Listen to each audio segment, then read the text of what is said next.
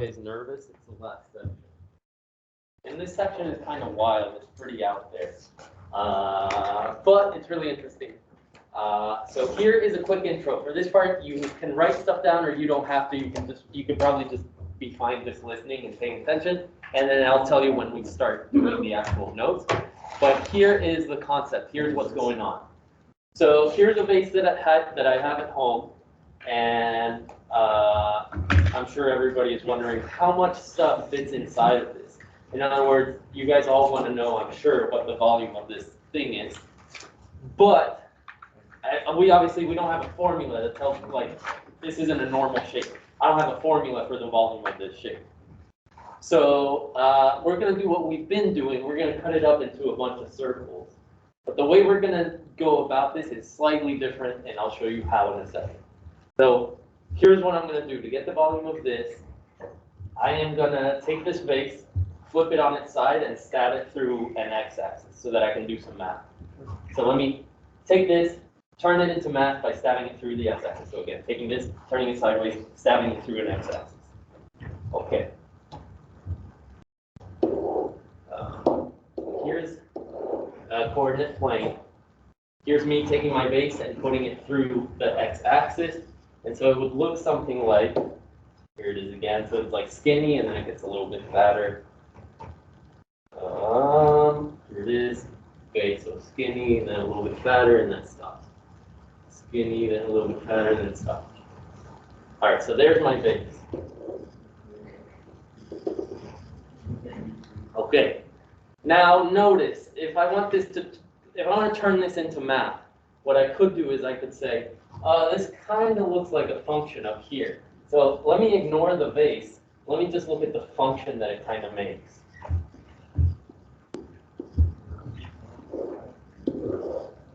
So my vase now turns into math like this, skinny, then fatter, then stops. Okay. And then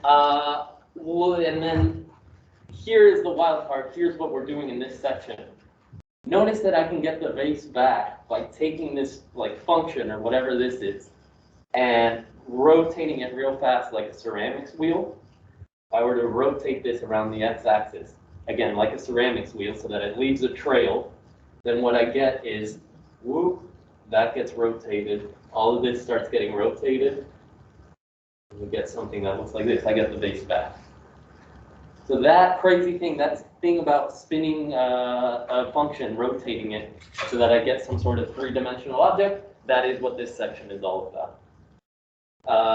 Okay, and then if I wanted to get the volume of this, then obviously I would be accumulating, cutting this up, boop, boop, boop, boop, boop, boop. I would be accumulating a bunch of circles. That's what I'm cutting up with respect to x, which we've seen before. We saw this in the last section. Okay, so that is my intro. That's what's going on. That's the difference between last section and this one, is that this one we're rotating some functions and not just told, like, here's a region that has triangles coming out. We're just taking a function and rotating it. Okay, so now here is what you have on your notes. Let me check that I didn't miss anything. This just says basically a different way to say what I was just saying about my vase. Yeah, this is what I was just saying.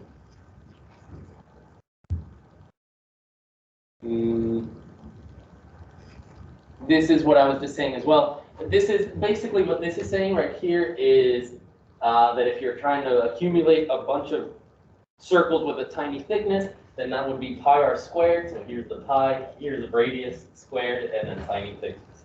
That's all that's it. So, but we've seen that before. I don't think I need to go through that.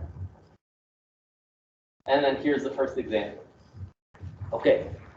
Now let me show you something. So watch this. If I tried to do this example and I wrote over here, oh.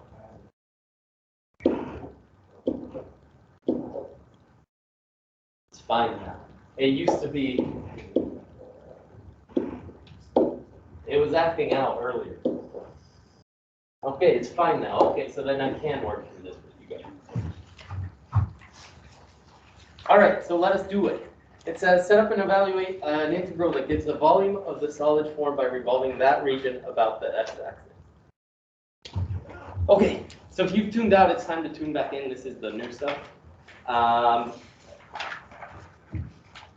taking this region, rotating it around the x-axis, and getting the volume of that three-dimensional object. So I think if I draw on this, it doesn't like it, and that's what messed it up last time. So let me make my own little picture.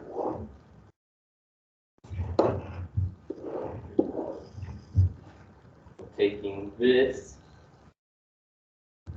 Okay, that's getting rotated like this, like I call it a ceramics wheel, and making this type of shape. Let's see if I can do it good. Okay, yeah, it's making that type of shape, and these are obviously circular cross sections. It's making that shape, and I want to get the volume of it. Okay, volume of this shape would be,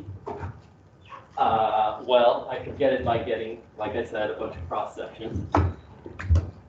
So I would be accumulating a bunch of circles along the x-axis with a tiny, tiny width. That's dx. So a bunch of tiny cylinders, basically.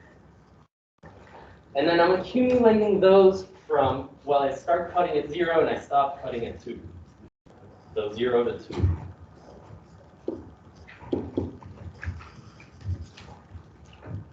Cool.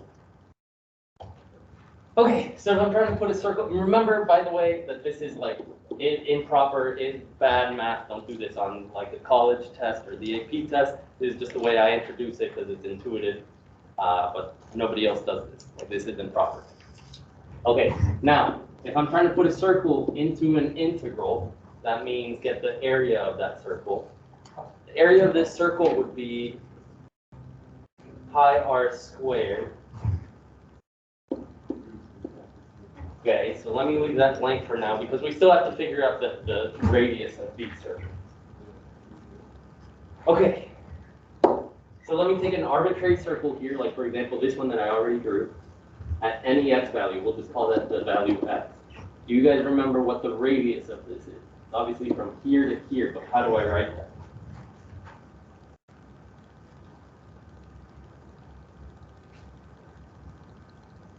Do you remember? Radius is just, at any point, it's just going to be from the axis up to the function. Oh.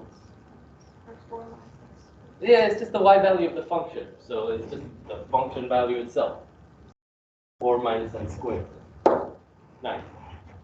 Okay, so pi times r, you just told me was 4 minus n squared. So pi r squared, and then dx. And that was the hard part, now it's just about integrating.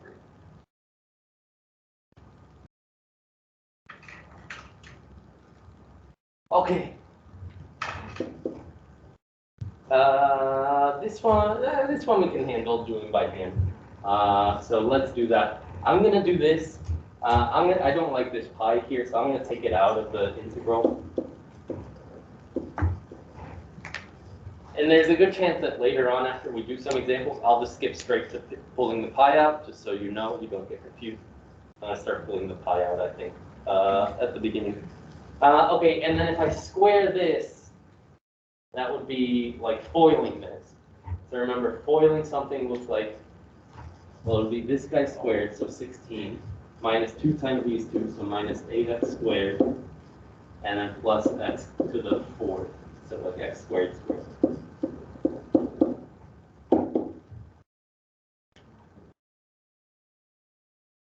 Okay, and then, okay, that's pretty simple.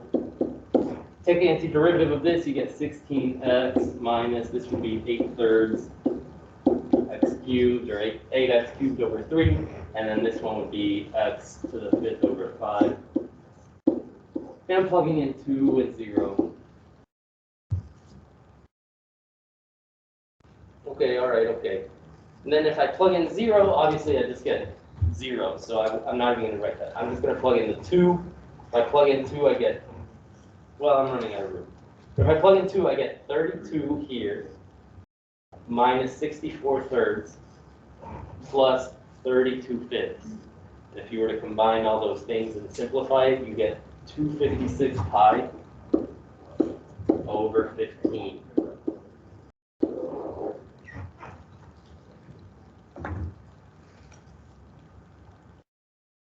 Okay.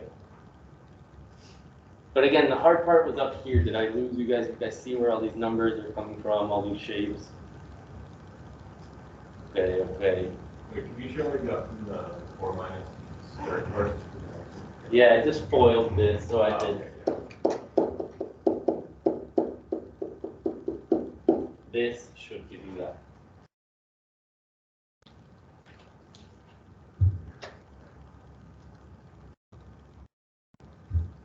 Okay. Okay, next one is similar, except now it says rotated around the y-axis, so you can start thinking about how that might impact it, but it'll be very, very, very simple. Let me see how much people can read. Oh, that's not bad. All right, set up and evaluate the integral that gives the volume of the solid form by revolving the region about the y-axis. Okay, so I'm taking this region, rotating around the y-axis now. So this is making this type of shape, where all of these are obviously circles because you're rotating them like that. Okay. So same thing, I'm trying to get the volume of this shape. I'm now cutting, however, this way to get my cross section. So I'm cutting up the y-axis. So it looks like if I'm cutting up the y-axis, I'm cutting from 0 up to 4. What are those boxes for? What are the what? The little boxes are like representative. They were like, if you go up to the intro part, this was talking about, well, if you take one of these boxes and then you rotate it, it'll make a little cylinder and the area of the cylinder. It was like, it was an intro to what we were doing, and that was basically was showing if you take this, rotate it, you get that. Well, so it's like a Riemann sign. Exactly. Yeah, and if you take a Riemann sum and then you make these smaller and smaller and smaller, then what you get is eventually you get the smooth, like actual shape.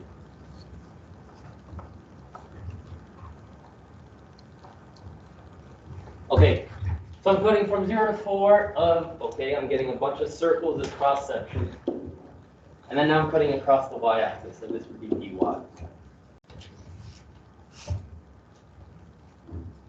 Okay, all right.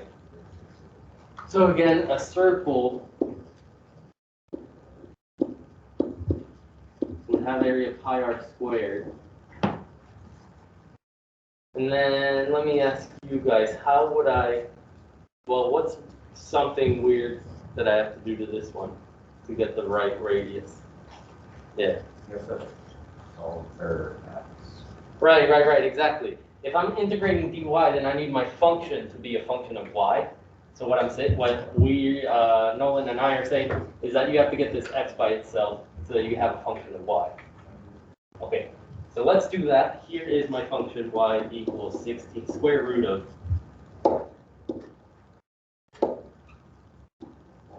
16 minus x squared. Okay, and I'm trying to get this x by itself because, again, I'm integrating dy. So I square both sides, I get y squared equals this. And then let me do two things. Watch this. I'm going to add this x over here, and I'm going to subtract this y squared over here. Basically get the same thing, but the letters switch, and then take the square root. And you get that. Technically positive and negative, but we're only looking at the first quadrant anyway, so I'm taking the positive version. Okay, so there is a function, and this helps me because, watch this, the radius of any arbitrary circle would be from the y-axis over to the function. So that's just the x value of any point on this function. How do I get the x value? Oh, just plug it into here. X equals this. Okay. So that's a long way of saying that if you're integrating dy, then you should probably, your radius will probably be some function of y. Okay, so this will be my radius.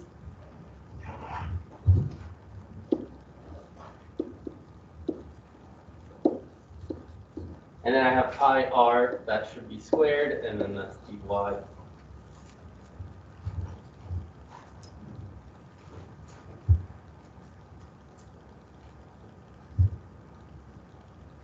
Nice. Okay, and then that was the hard part. Now this is pretty straightforward. I'm going to pull the pi out, 0 to 4. That's squared. We'll just get rid of the square root. Antiderivative of that would just be pi times, 16y minus, this would be y cubed over 3.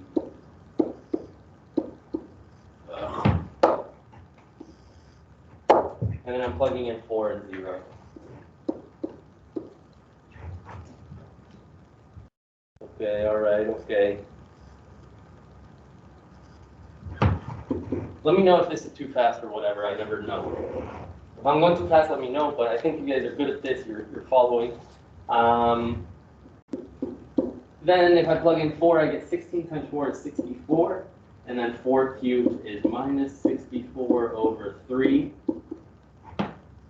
And then watch this trick. If I have something minus a third of that thing, then I just get 2/3 of that thing. So this would be 2/3 of 64, which would be 128 over 3. So this will be 128 pi over 3.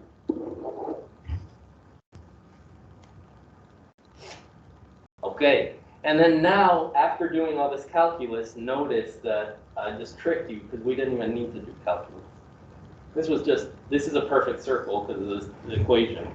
If you're rotating that, you get a sphere. So a sphere has volume 4/3 pi r cubed.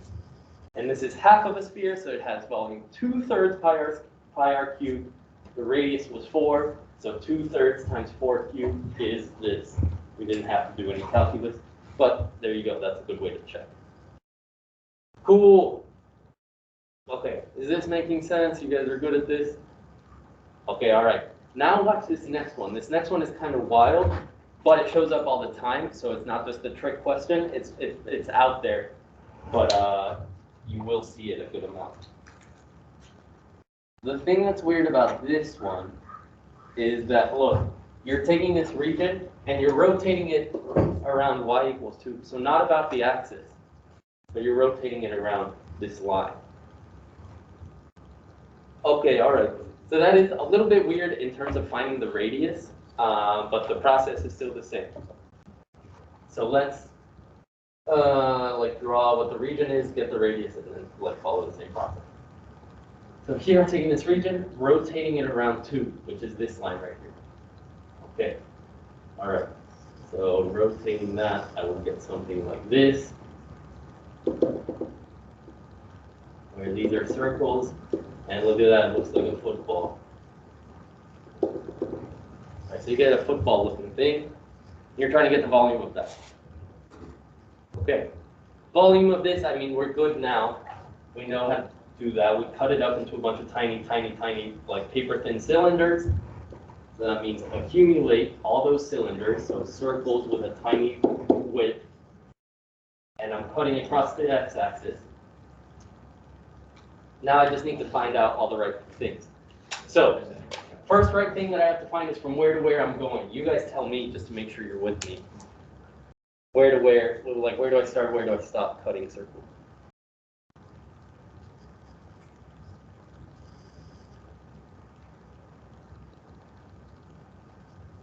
I don't think, yeah, there's no math to do on this one. Yeah. It's 2 to 4, but can you write it as 0? Okay, so first of all, yes, you could if you altered the thing, but you got to be careful because I'm not cutting this way. Boop, boop, boop, boop, boop. I'm not cutting from 2 to 4. I'm cutting this way. Oh, okay. So do you see what the difference is? Oh, okay. Do you guys see where I should be starting and ending? Where is it, you guys, just to make sure? Okay. Okay, all right, good. So -3 is where I start, 3 is where I stop. I'm going across the x-axis. So yeah, -3 to 3.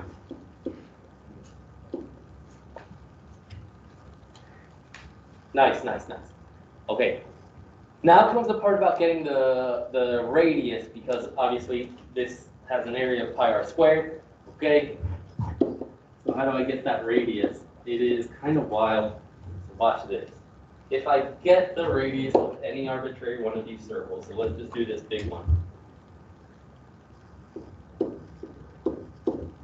Okay, look at how the radius is from 2 up to my function. Some of you guys might already know how to do that. But if you don't, here's another hint. I'm trying to get the length between the two functions, between this parabola, x squared over 4, whatever, and the line y equals 2. Does that ring any bells? Do you guys know how I would get that length?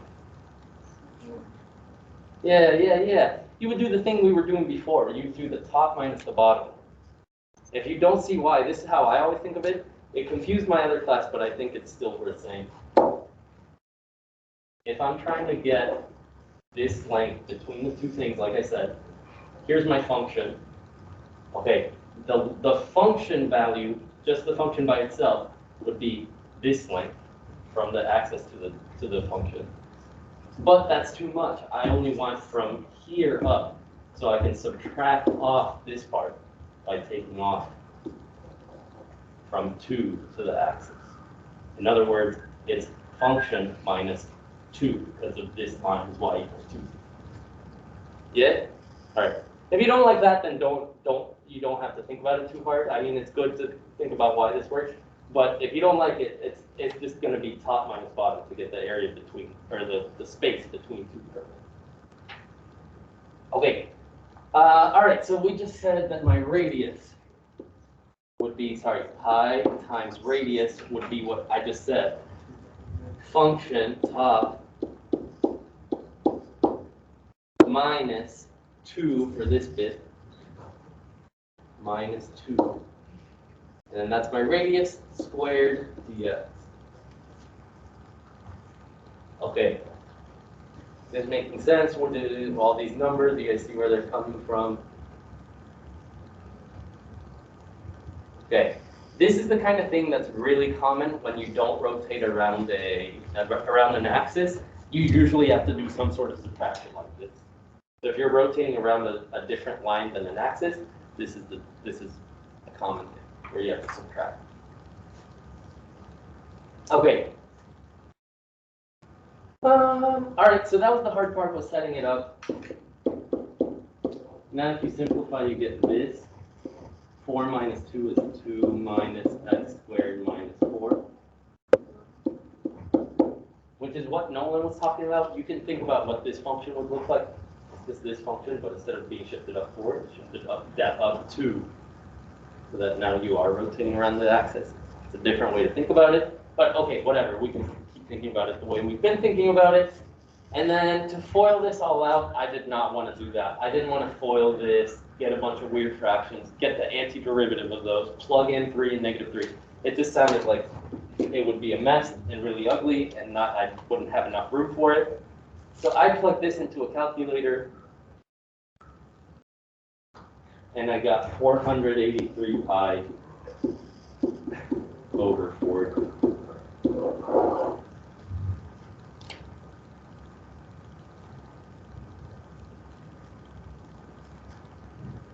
Okay, all right, okay, questions?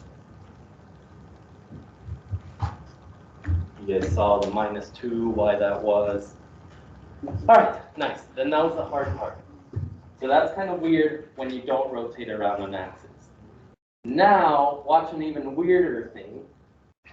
What happens if we take the same area and do rotate around the axis?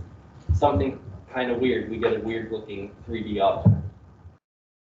This washer method, let me hold off on saying anything about it. I want to show you the motivation and then talk about the formulas and stuff.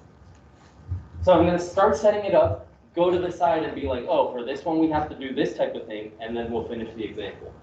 but okay, let's start setting it up. Same thing, remember, we'll need this later. This was y equals 4 minus x squared over 4. And this is the line y equals 2. Okay, but now, like I said, we are taking this and rotating it around the axis.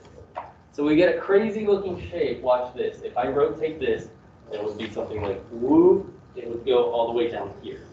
So you get some sort of shape like this. Let me try my best. Okay.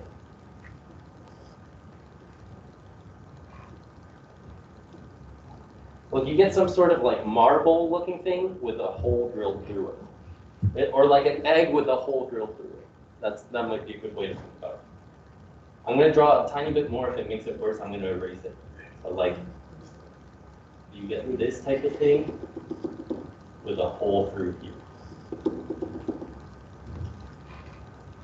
Okay. Kind of a weird thing. It's hard for me to visualize it, and I can't draw very well, but that's my best. And then, okay, so we got to get the volume of this. It's going to be kind of wild, but hopefully not too much. So watch this. We're still going to be getting the volume by cutting it a bunch of times and accumulating. So there's me accumulating some stuff. I'm still cutting this way, boop, boop, boop, boop, boop, and getting cross sections between -3 and 3. But now when I cut it, what's the cross section going to be? Or what's it going to look like? Just informally. What's the shape?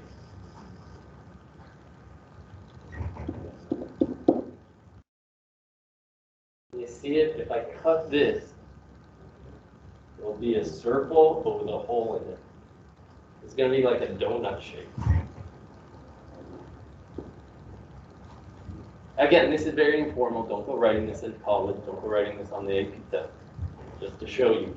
I'm accumulating a bunch of donuts.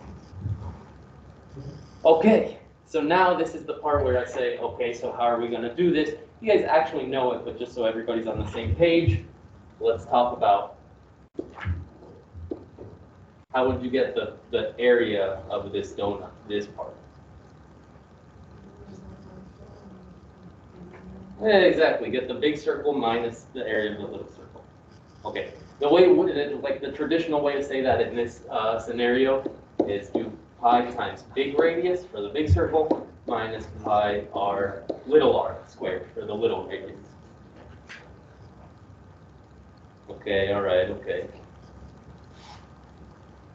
And then the way you see it up in the box, like that's been nicely typed for you, is like this. They said, oh, pi and pi, I can factor that out and get pi, just a single pi times r squared minus little r squared.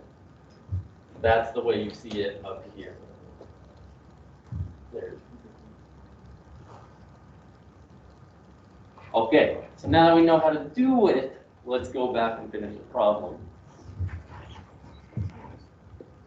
Okay, accumulating from -3 to 3, pi times big R. Okay, let's talk about the big radius. Let's use this one that I already drew, so this would be big circle, little circle.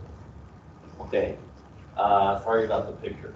But it looks like this big circle has a radius of, from the center up to the big circle, that just looks like, well, you tell me before I say too much. What is this length? What do I call that?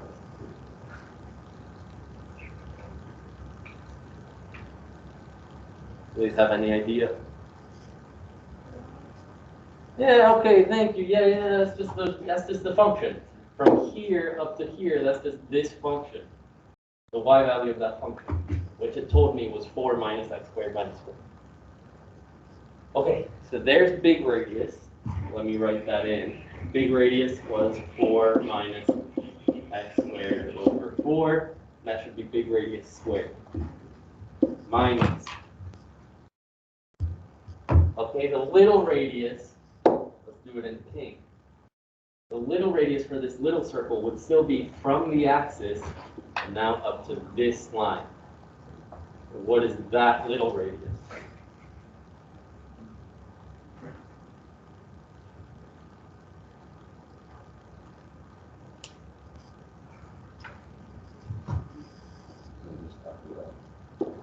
Isn't that just what? Not necessarily, but it is something simple like that. But even what you said was a little bit too complicated.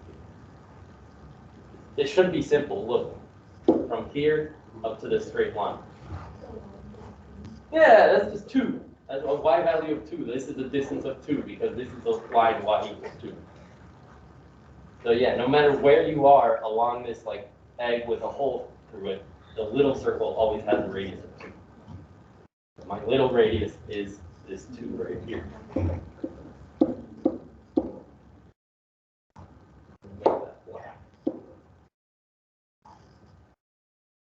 Okay, you see how I got all these numbers? Is this making sense? Okay, like I keep saying, that is the hard part, the setting up. Now it's just about integrating. So let me pull this pi out, -3 to 3. This I'll deal with later.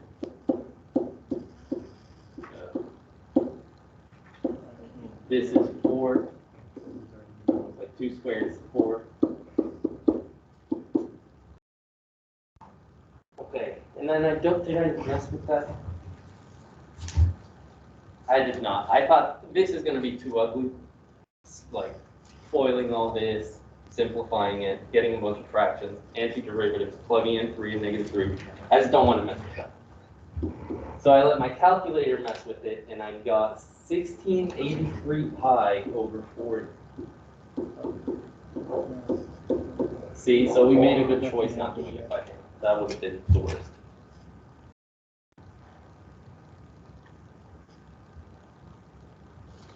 Okay. Then the last 2, this is the last page of content, basically. We'll do another unit like learning about calculators, but that's more review than new content. The last bit is where I stopped. I just want to say the last bit has you setting up the regions and rotating it and getting the volumes.